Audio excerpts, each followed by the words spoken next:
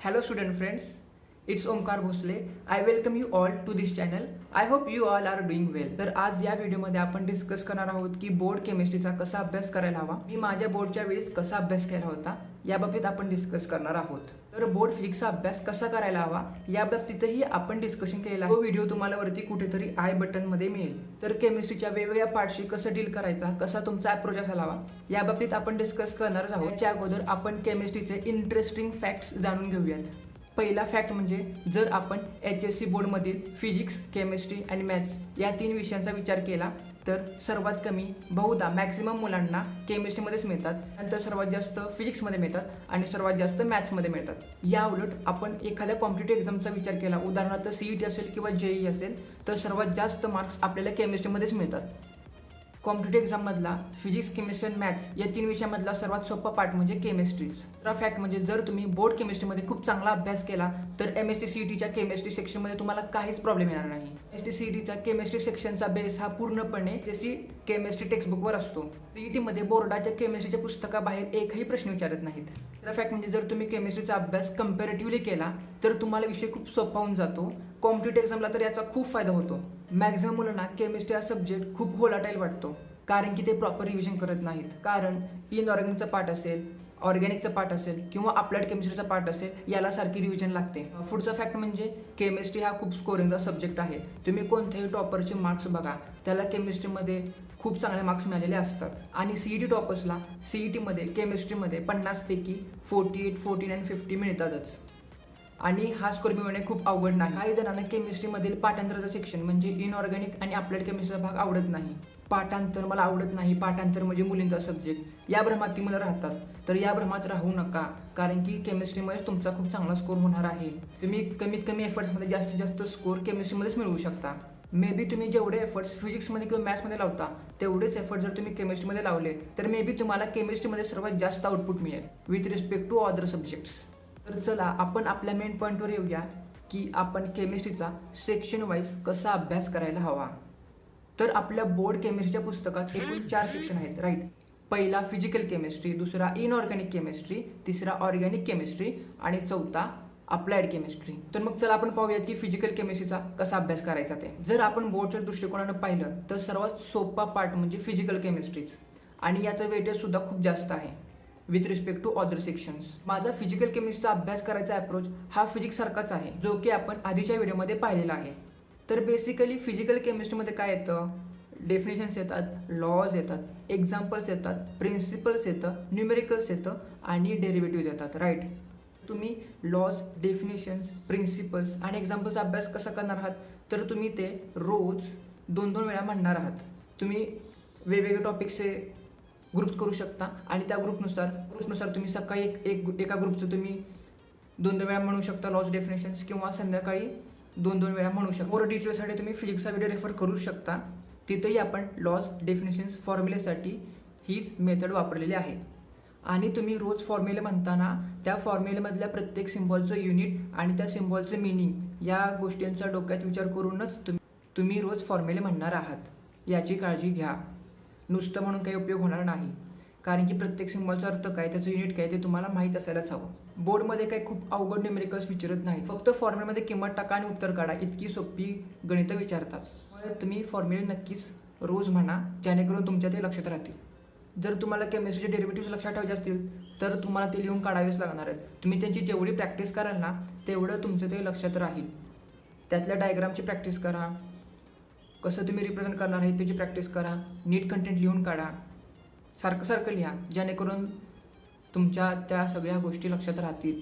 जर तुम्हाला न्यूमेरिकलची प्रॅक्टिस करायची असेल तर तुम्ही एक्सरसाइजमधले क्वेश्चन्स, इंटेक्स क्वेश्चन्स, PYQs आणि क्वेश्चन बँकमधलेच क्वेश्चन प्रॅक्टिस करा. फिजिकल केमिस्ट्रीचा ग्राफिकल अंडरस्टँडिंग हा पार्ट खूप महत्त्वाचा असतो, त्यामुळे प्रत्येक ग्राफ समजून घ्या, त्यामुळे तुमच्या कन्सेप्ट अजून क्लिअर होतील. आणि महत्त्वाचा पार्ट म्हणजे पुस्तकातले सगळे चार्ट्स डिफरन्स बिटवीन करून ठेवा, याचा फायदा तुम्हाला MSc CETमध्ये खूप होणार आहे. जर आपण ओव्हरऑल पाहिलं तर फिजिकल केमिस्ट्री हा सेक्शन खूप सोपा पार्ट आहे. तर आणि तुमचं गोल फिजिकल केमिस्ट्रीमध्ये आउट ऑफ मार्क मिळण्याचंच असायला हवं. तर मग चला आपण इनऑर्गॅनिक केमिस्ट्रीचं कसं डील करायचं हे पाहूया. केमिस्ट्री सुरू झालं तर इनऑर्गॅनिक केमिस्ट्रीचा पार्ट म्हणजे खूप जणांचा न आवडता पार्ट, राईट. मला देखील तो नको वाटायचा, पण तसा ॲटिट्यूड ठेवून काही उपयोग नाही, कारण की फिजिकल केमिस्ट्री नंतर इनऑर्गॅनिक केमिस्ट्रीचा सर्वात जास्त वेटेज आहे. त्यामुळे त्याचा अभ्यास आपल्याला चांगला करावा लागणार आहे.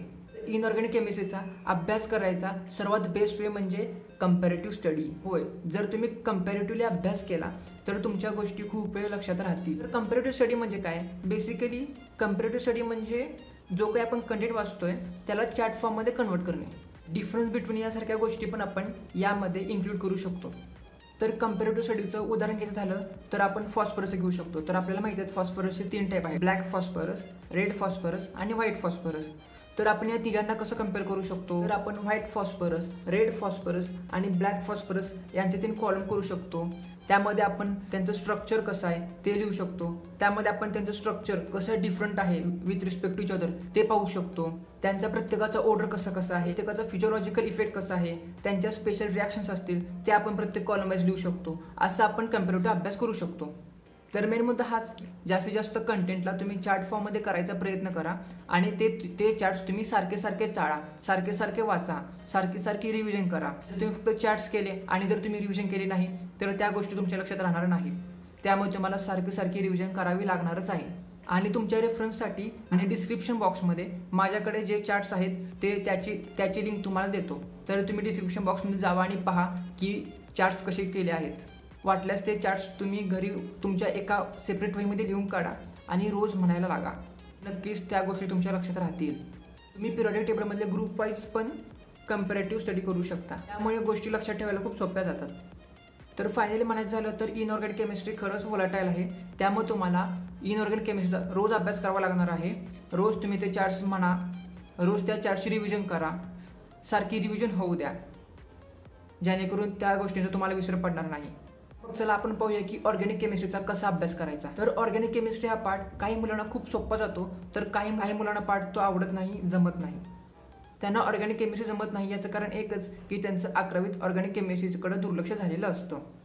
जर तुम्हाला ऑर्गॅनिक केमिस्ट्री चांगलं करायचं असेल आणि जर तुम्हाला सध्या त्याची भीती वाटत असेल, जमत नसेल, तुम्ही IUPAC नेहमी चांगला करा आणि फंक्शनल ग्रुपचा चार्ट एकदम व्यवस्थित करा. तर बेसिकली ऑर्गॅनिक केमिस्ट्रीमध्ये काय असतं तर रिॲक्शन्स असतात आणि त्या पण रिॲक्शन्स जनरल रिॲक्शन्सला फॉलो करतात. त्यामुळे प्रत्येक रिॲक्शन टाईपच्या जनरल रिॲक्शन्स नीट समजून घ्या. एक रिॲक्शन समजली की त्यासारख्या खूप रिॲक्शन्स जमतातच. पण तरीही काही लोकांना तात्पुरत्या लक्षात राहतात किंवा ते परत विसरून जातात. याचं कारण एकच आहे की ते प्रॅक्टिस करत नाहीत. म्हणून सारखं प्रॅक्टिस करा, लिहून काढा. लिहिला की अजून त्या चांगल्या लक्षात राहतात. जर तुम्ही चांगली प्रॅक्टिस केली आणि सारख्या रिव्हिजन करत राहिला तर रिॲक्शन तुम्हाला तोंडी सुटतात. तर ऑर्गॅनिक केमिस्ट्रीचा मेन पार्ट म्हणजे नेम रिॲक्शन्स, राईट. तर तुम्ही नेम रिॲक्शन कशा लक्षात ठेवणार? तर तुम्ही काय करू शकता, तुमचं पुस्तक आहे त्याच्या सुरुवातीला काही रिकामपणा असतील तर त्या ठिकाणी तुम्ही रिॲक्शन लिहू शकता. तर त्या ठिकाणी तुम्ही तिथे रिॲक्शन्स लिहू शकता आणि त्यांचं जो काही नेम ऑफ रिॲक्शन आहे ते तुम्ही लिहू शकता आणि सारखी रिव्हिजन करू शकता. तर यासाठी तुम्ही एखादी नवीन वे घालू शकता, तिथे सगळ्या नेम रिॲक्शन्स लिहू शकता आणि सारखी रिव्हिजन करू शकता. जर तुम्ही सारखी रिव्हिजन केली तर सगळ्या नेम रिॲक्शन्स तुम्हाला लक्षात राहतीलच. आणि इंटेक्स क्वेश्चनमधले जे चेन रिॲक्शनचे क्वेश्चन्स असतील किंवा एक्सरसाइजमधले चेन रिॲक्शनचे क्वेश्चन्स असतील ते सॉल्व्ह करा. त्यामुळे अजून कन्सेप्च्युअल क्लॅरिटी येते, अजून अंडरस्टँडिंग वाढते. तर फायनली हे सांगतो की बोर्ड केमिस्ट्रीचा ऑर्गॅनिकचा पार्ट हा खूप सोपा आहे. फक्त तुम्ही रोज अभ्यास करत राहा, रिॲक्शन्स लिहून काढा, प्रॅक्टिस करत राहा, तुम्हाला रिॲक्शन्स नक्कीच लक्षात राहतील. तर मग चला आपण बघूया की अप्लाइड केमिस्ट्रीचा कसा अभ्यास करायचा ते. अप्लाइड केमिस्ट्रीमध्ये आपल्याला खूप गोष्टी लक्षात ठेवायला लागतात, खूप एक्झाम्पल्स लक्षात ठेवायला लागतात, राईट. तर त्या गोष्टी तुम्ही न्यूमॉनिक्स वापरून किंवा एखादी ट्रिक वापरून लक्षात ठेवू शकता. तुमच्या सोयीने कसंही तुम्ही लक्षात ठेवू शकता. तुमच्याकडे जर एखादी ट्रिक असेल त्या पद्धतीने लक्षात ठेवा. बऱ्यापैकी गोष्टी त्यात लक्षात ठेवण्यासारख्याच आहेत.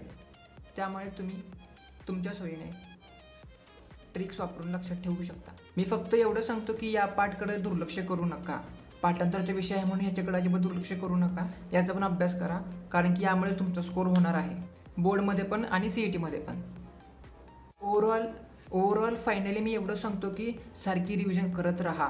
वाटल्यास तुम्ही नवीन केमिस्ट्रीसाठी नवीन वय एखादी घाला, त्यामध्ये सगळे IMP पॉईंट्स असतील, चार्ट्स असतील, सेप्शन्स असतील, इम्पॉर्टंट पॉईंट्स असतील, त्यामध्ये लिहून काढा आणि ती वही रोज चाळा, पुस्तकं रोज चाळा. त्याने नक्कीच चांगली रिव्हिजन होईल. तर मग मी फायनली एवढं सांगतो की मी जे मेथड सांगितल्या त्या मेथडना अभ्यास करा. त्यामुळे तुम्हाला तुमच्यात नक्कीच इम्प्रूव्हमेंट जाणवेल with time. So that's it for today. Thank you for watching this video and giving your valuable time. I hope I could help you. Bye.